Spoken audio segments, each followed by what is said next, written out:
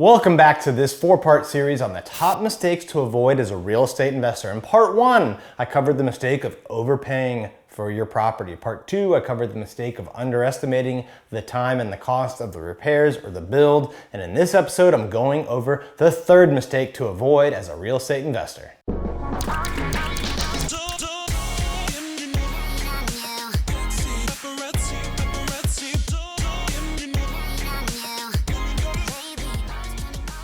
All right, so the 3rd mistake to avoid as a real estate investor is having bad management practices.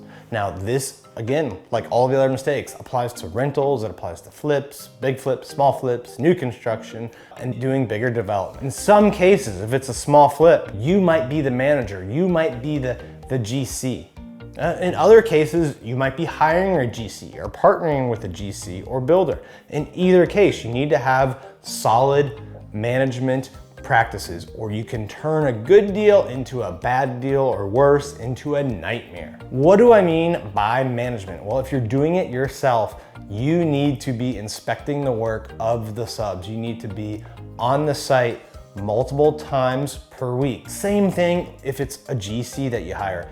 Be on the site multiple times a week. Inspect the work. Make sure they're following the plans. Right? Make sure they're putting outlets where the plans say, the faucets where the plans say, right? And some of these things might sound basic, but you would be surprised the number of times that different versions of plans float around or people just make mistakes. It happens a lot. So be on site multiple times a week. Here's a pro tip too. Don't announce when you're coming on site.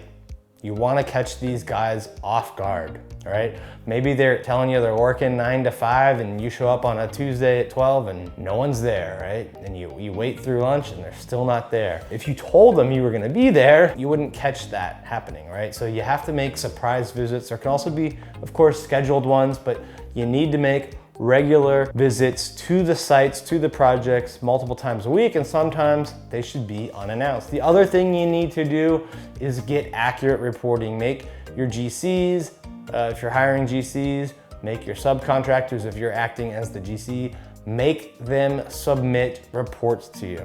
I think if it's a new person, if it's the first time working with them, do daily reports. It doesn't have to be something big, it just be a report that takes them 5 minutes to generate, send via email or text or Slack. It can be any of those, but make them do daily reports. If you've worked with them before, have a good relationship, you can shift that to weekly, get an end of week Friday report. In that report, you should have what got accomplished, what didn't, what major milestones are coming up, what major issues there might be, and the plan to resolve it. Those 4 or 5 things in a daily report or weekly report, if it's an established relationship, will prevent a ton of mistakes and make your life a lot easier. If you have bad management practices, whether you're the GC, whether you're hiring it, your project's gonna have delay, your project's gonna have cost overruns, your project is gonna have issues later that you have to come back and fix if there's a buyer or a renter in the place. So it will drain the profits even out of a good deal if you don't have solid